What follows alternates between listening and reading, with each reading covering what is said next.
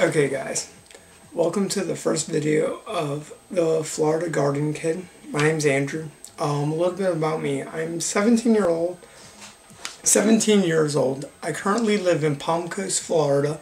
I live in Zone 9A, even though it feels like in Zone 8 at times because of the winters.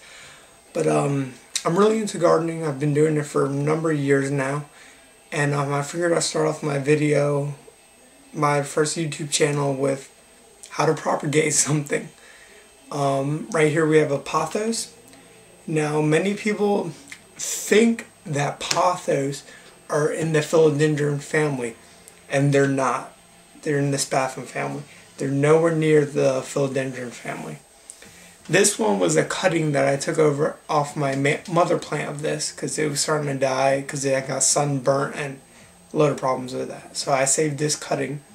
This cutting has been in my room for about 3 years now.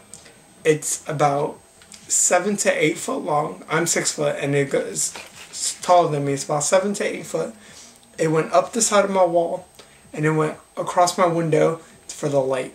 Now it's like got this it got these great leaves up at the top, but then when you get to the bottom, you get this nasty legless vine.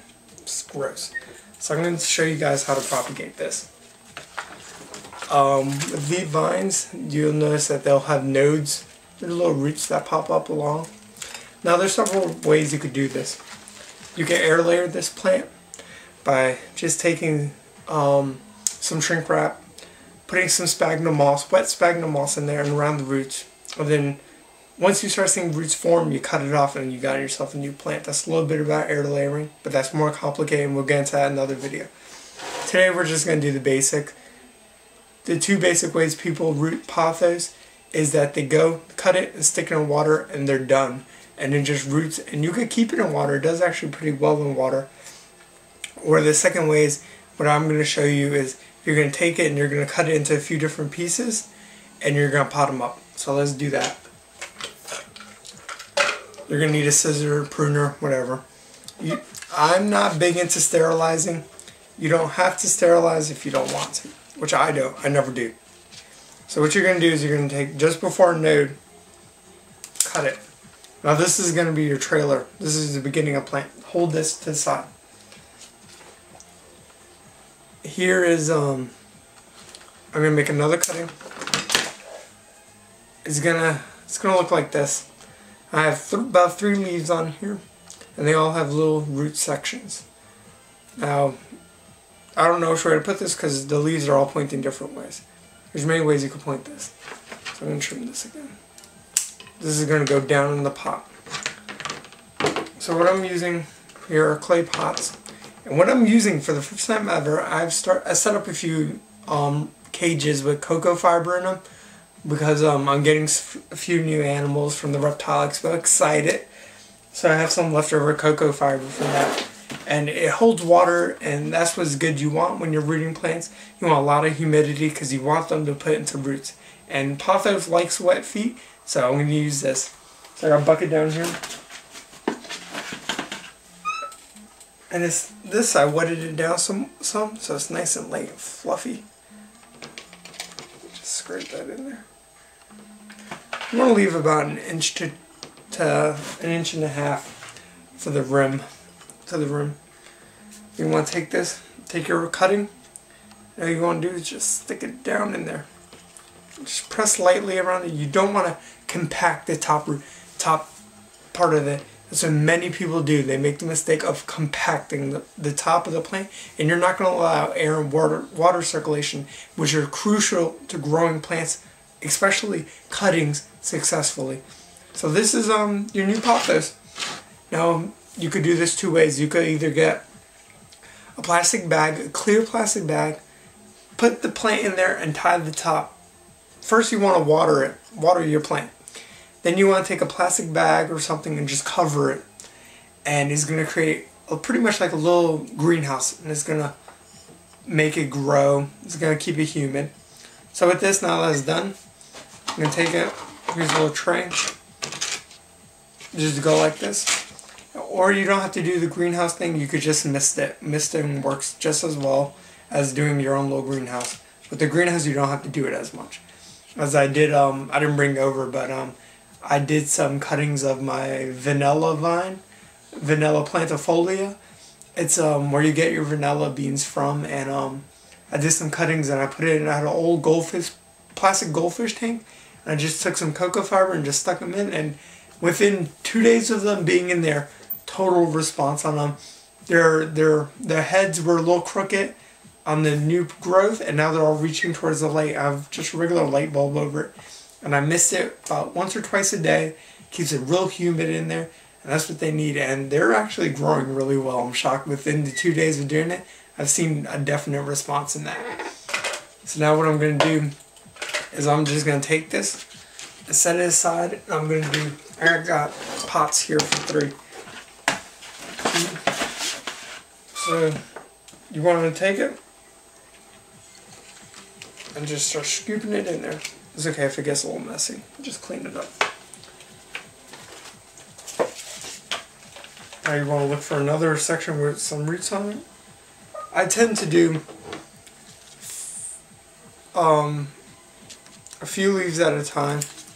Gives it a better chance. Like I did the last one 3. Here are 2 leaves.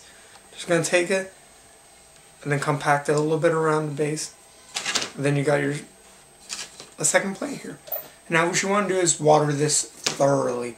But since I'm using cocoa fiber for the first time, I'm trying it. So we'll see how this works. This is an experiment on my part. Since it does hold water, I'm going to try it for the first time. Put this one in a dish, and up it goes. And I could do several cuttings on this plant. And when cutting these, you want to get just below the node. Nodes are where the leaves start coming out. So I'll show you. Here's a node where the leaf comes out. This is a node. This is a node up here. So when you're cutting, you want to cut below the node on this Pothos vine. Get yourself another pot.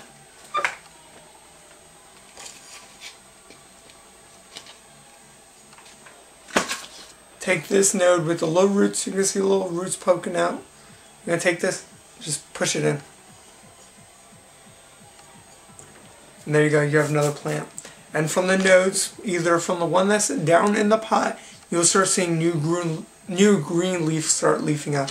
Or if the one on the top, you'll still start seeing new leaves. Take this, go. And I already have 3 pots already lined up and done for. So when I get a chance, I'm gonna go and hook up a light over it so they get a little bit more light, and I'll mist them constantly. Now what you want to do with this super lanky part here, you just want to go cut it back to the node, the best looking node you have, which is down right here. Just cut it off. Because once you do, what you do is you just take this, even though it's kind of long, pull off all dead and yellow looking leaves. Take it and just wrap it around itself in the pot. And eventually it's just going to start growing some new shoots off of it. And this one I've neglected a little bit. I've been a little busy with summer and different things coming up. So I kind of neglected this one, but water them. They could take anywhere from deep shade all the way up to high light or partial sun. So these are really good overall plant. I don't think you could ever kill them. I have tried and I haven't. But another thing is they look great in terrariums. I have one growing in my scorpion tank that I have set up. So for my scorpion tank I have a Pothos, a small ficus tree that I did a cutting on, which is really interesting. We'll do another video on that because I got shocked with my ficus cuttings. I have a vanilla vine and a curly croton, and that's another unique plant. So yeah, that's pretty much it. Now you want to water your cuttings whenever it starts getting dry. Take your finger, plop it in the soil, pull it off. If it feels a little damp in there, then you don't have to probably water. Now if you stick it in and it's just dry, desert-like sand, then you want to water. That's when you know it's time to water, so that's what you want to do. Other than that, pothos are easy, carefree plants. Don't have to do much to them, really. You just take cuttings, stick them in, and you got yourself a new plant. They're great plants for giving to your friends and other people. They're just an easy plant. So I hope you enjoyed it, and I hope you subscribe, and I'll be giving more videos out shortly. I'm gonna do one or two more videos since it's late and I'm in the mood. So thank you.